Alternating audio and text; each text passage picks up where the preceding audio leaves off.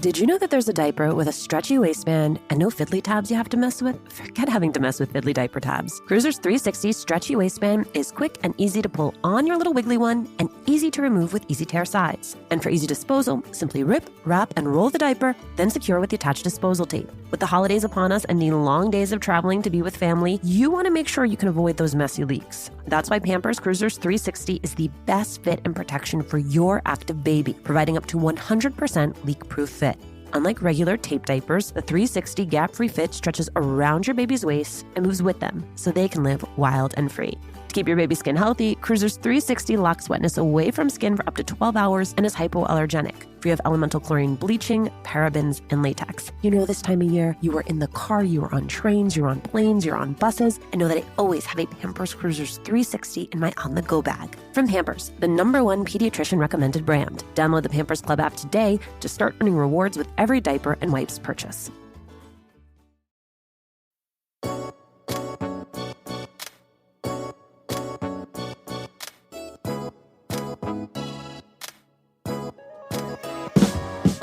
By her own estimation, Mayra Guillen is an unlikely advocate.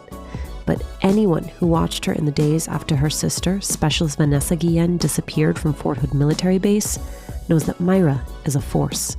She's also the subject of the new Netflix documentary, I Am Vanessa Guillen, the story of Vanessa's murder, her family's fight for justice, and the movement to end sexual harassment and assault in the U.S. military. Mayra and I talk about how she learned to navigate systems of power from the military to Congress, the complexity of processing grief in real time, and how she's figuring out who she is without her sister.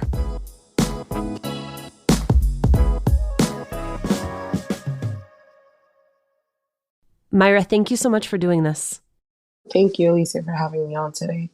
Where I want to start is with Vanessa herself and the relationship that you had. What do you want us to know about who Vanessa was when you were kids, when you were growing up? What do we need to know? We were definitely very different. We were only a year apart. I'm the oldest. And she was always very outgoing as a child. She enjoyed the outdoors. That was like her favorite thing, playing outside. When we were kids back then, we didn't have all the technology that we have now. So we would spend most of our time outside. She loved playing soccer, anything that had to do with sports. She was very much like a tomboyish look. She would wear like the shorts and like the ponytail and t-shirts. And I was the more girly person, but we definitely got along very well and shared a lot of our childhood together. There's a part in the documentary which I think will be very familiar to a lot of our listeners, which is that you, as the oldest of three girls, are very much, mommy number two, right? You have your mom, she's mommy number one, you're mommy number two. What did that look like as you were growing up? What was the responsibility of being mommy number two? Well, growing up in a Hispanic household, it's hard. Our parents, they come here, they don't know English, they're immigrants, and we have to step forward and help them help us. And my mom, not knowing English, kept her from communicating most of the time. And that's when I came in and I had to translate. They brought us here for much better opportunity than what they had as they were growing up. They weren't citizens. They came here illegally. And growing up, we noticed that we had to work hard in order to not only achieve our goals, but achieve the goals that they never got to work on. Growing up, what were the goals then that you set for yourself?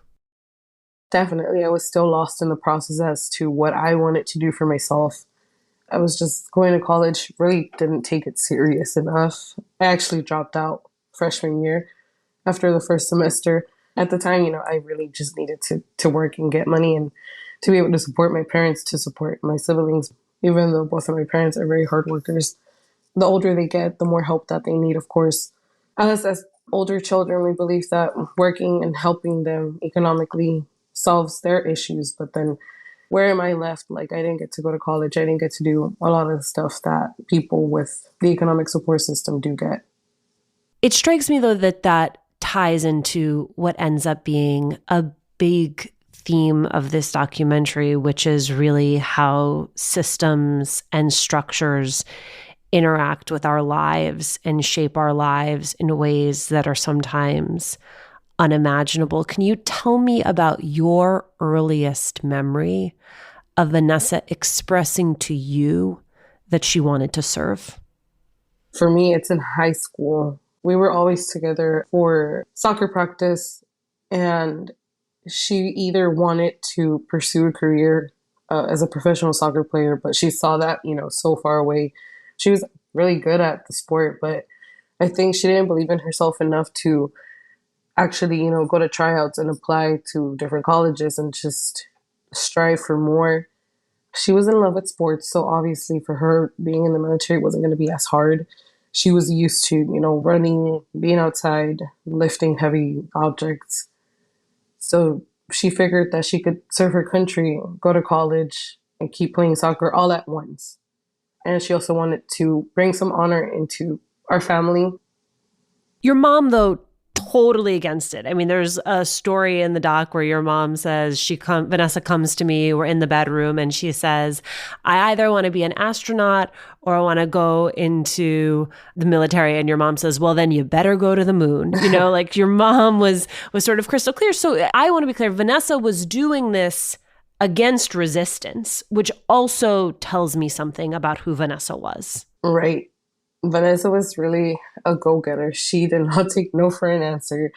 She respected my mom's decision to an extent where she kind of lied and said, okay, you know what, I'm not going. But then she shows up with the paperwork like, hey, I'm sorry, but it's a done deal. And of course, we're taken by surprise. I just feel like for her it was just, more of a reality, as sad as it sounds too. It was easier to serve than to actually pursue a career due to the economic struggles and such that an immigrant family has to face. Did you know that there's a diaper with a stretchy waistband and no fiddly tabs you have to mess with? Forget having to mess with fiddly diaper tabs. Cruiser's 360 stretchy waistband is quick and easy to pull on your little wiggly one and easy to remove with easy tear sides. And for easy disposal, simply rip, wrap, and roll the diaper, then secure with the attached disposal tape. With the holidays upon us and the long days of traveling to be with family, you want to make sure you can avoid those messy leaks. That's why Pampers Cruiser's 360 is the best fit and protection for your active baby, providing up to 100% leak-proof fit. Unlike regular tape diapers, the 360 gap-free fit stretches around your baby's waist and moves with them, so they can live wild and free.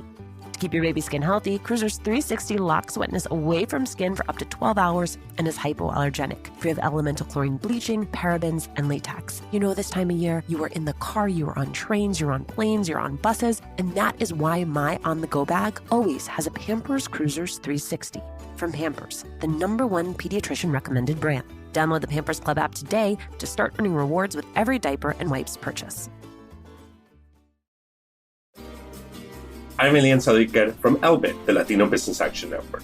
And I'm Juleika Lantigua, founder of LWC Studios and proud alum of LBAN's business scaling program at Stanford. We invite you to join us on Scale, the Latino Business Story, the first podcast from LBAN, where we speak with Latino entrepreneurs. And so many brilliant LBAN alums. They talk about starting out, pivoting, and innovating in their fields. If the standard playbook doesn't work for you, then do your own game. That's why we're here. Otherwise, we'll get a job. As they share their scaling stories, these Latino leaders embody the fastest growing group of entrepreneurs in the country. Follow and subscribe to Scale, the Latino Business Story, anywhere you get your favorite podcasts. And connect with LBAN on social at LBAN Strong. Mayra, you've been asked to tell the story so many times of the day that Vanessa disappeared, and you tell it thoroughly throughout the documentary, so I'm not going to ask you to tell it again. What I'm going to ask instead is, do you remember the moment when you realized that the Army was not going to help you find your sister? Definitely. It only took one call. The same day of the 22nd, when I heard no response, I decided it was only right to reach out to the chain of command. It was definitely hard trying to find a contact. The moment that I did, I called. I told them who I was, why I was calling, and they had no clue, no idea. And it's sad because that person was supposed to be the person that kept attendance of its unit. The irony there that he didn't know where Vanessa was at the time or had made false check-ins just proved how much they cared. It was just another person. So definitely that's when it raised all red flags. And I was like, I have to be there in person in order to get some information, because over the phone, it's never gonna work out. Like, they're never gonna pay attention. As is often the case of, as you said, the firstborn, the oldest daughter of immigrants, you really take a lead internally in organizing some of this. For example, trying to find an attorney who could represent you. What did it require of you to begin navigating those systems, those questions of how it was that you were going to try to find your sister? It was very hard because I felt like it was all on my shoulders. Of course, I wasn't going to let any of my siblings take this on. I mean, they're much younger than myself. It was hard, but I felt like I had to do it. I mean, I would do it for anyone in my family, but definitely it took maturing extremely fast. It took a lot from my personal life, which I can't complain. I mean, I've dedicated this issue to myself for the last almost 3 years, and of course, I would rather have Vanessa back. But we can't change that, unfortunately. So just trying to find Natalie, she's our family attorney. She really explained to me the process into how things work, what we were going to do, when we were going to do it, and just the reality of things that we didn't know of. I mean, we had never been involved in politics. We had never been involved in anything military. So our lives completely changed. Can you tell me what she described to you, what that process was that she laid out?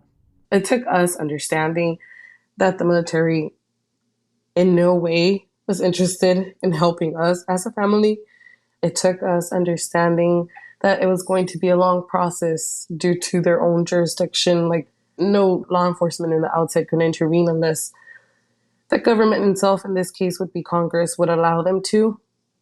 So she had a plan in how we would needed to get the media involved, Congress involved, and it took us all the way to Capitol Hill to meeting with the president. And now the last 2 years of advocating, things just happened one after another. We thought that peaceful protesting would bring us the attention we needed, because unfortunately, the public eye is what makes these issues bigger. And of course, the hashtag I am Vanessa Guillen helped a lot, because it showed that there was truly a systematic problem within the military regarding sexual assault, sexual harassment. Again, you are in many ways sort of the central communicator throughout all of this. You are the one who first sort of has that gut feeling that Vanessa is missing, that something is wrong. You are the one who receives the call confirming her death. And then you are the one who has to communicate that to your mom, and who has to sort of pull yourself together, put what you are feeling aside. And as your tia tells you, be strong for your mom. This is an immeasurable grief. It's also a public grief and a public trauma. And I wonder what type of support you had around you or had to build around yourself to process everything that was happening. Well, growing up, again, being the oldest, I was very used to taking the lead, not because I wanted to, but because I had to. At that moment, when things did come down to who's going to speak up for my mom and dad when they don't know English, and we have to go up against the chain of command that, wasn't doing anything about finding my sister, it was very hard just having to translate over and over again, back and forth, what was going on. Sometimes there was ways that I couldn't even explain it to my parents because it was just hard on me. Definitely finding out about the day she was found is just something that I almost will never forget. That call. Each and every single sentence is still very much programmed within me. And it's just things that I can't repeat. It won't come out my mouth, but It's definitely hard, but someone had to do it. I just had to put my feelings aside most of the time and just keep going forward, not think, not have time to overthink, just keeping myself busy and just keep thinking that in the end, we were doing all of this for Vanessa. And if we didn't do it, no one else was going to do it. Mayra, I'm so sorry that you had to go through all of that, and I'm sorry that you were continuing to have to go through it. Did you talk to someone? Did you have friends around you? Were there outer circles of the family who was showing up for you? I mean, how did you get through this? I honestly don't know. Sometimes I look back and I ask myself, how? Like, I think back and I'm like, those were horrible moments. I mean, my dad was someone that I could talk to. He was another very strong person throughout this whole process, in a sense. I could confide in him when I knew firsthand information. He was the person that I spoke to first out of everyone in the family, and he would always keep telling me, remember why you're doing this and who you're doing it for.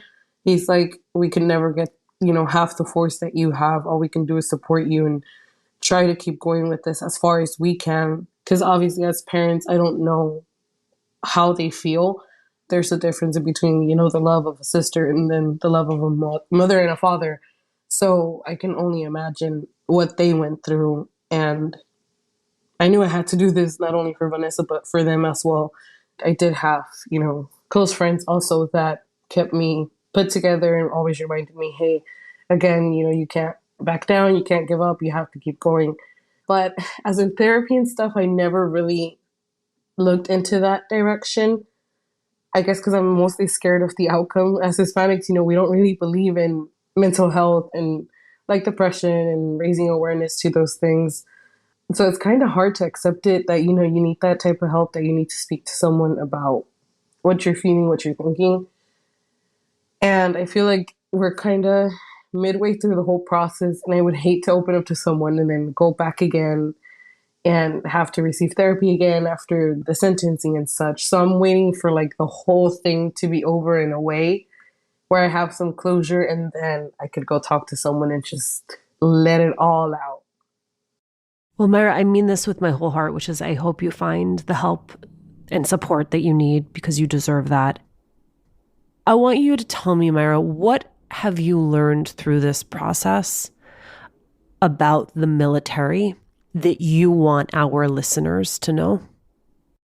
I learned that this was an issue from decades ago. And I was so surprised because from my point of view, when my sister joined, I had no idea that they had such a dark background regarding sexual assault and harassment. I actually couldn't believe it, because when you think military, you think honor, you think, proud, you think all these high expectations. And you would never think that they had such a dark background. At least I didn't, because I didn't have, anybody else that joined that close to me other than my sister. So knowing that this goes as far back as like 7 decades ago, it was very upsetting to know that they still hadn't passed any type of law concerning the situation, or the way that they still let the military do a lot of the things that in civilian life law enforcement has the right to do. And that's one source that gave us, the strength to keep going, to finally, once and for all, get some type of law to be implemented to help the victims, help the survivors, and give a voice to those that were silenced for so long.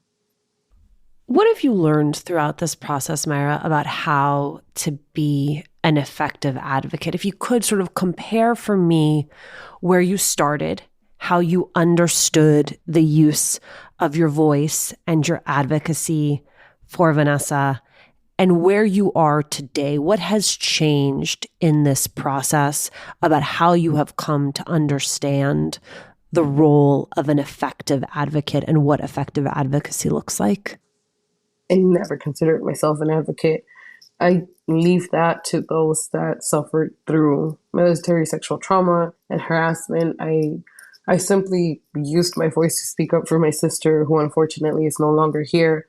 As hard as it was, I'm not an expert on these issues. I know there's people that have been working on this for years, and they know left to right every single law, every single thing that there is to know about military sexual trauma and, sexual harassment and assault, but definitely I've learned a lot about the issue. I continue to talk to Congress, but I don't talk to them as, an expert, an advocate. I talk to them as the sister that lost someone due to that issue. I don't bring in like stats. I don't bring in data. I simply speak from the heart in regards to how this needs to be solved. And not only for Vanessa, because unfortunately she's not here, but for the rest of the service members that will continue to be in service and, for future generations to come. That's the way that I see things. And I've grown a lot in this area. I've learned a lot about politics, how things work, how lawmakers can either work together or completely go against each other, unfortunately.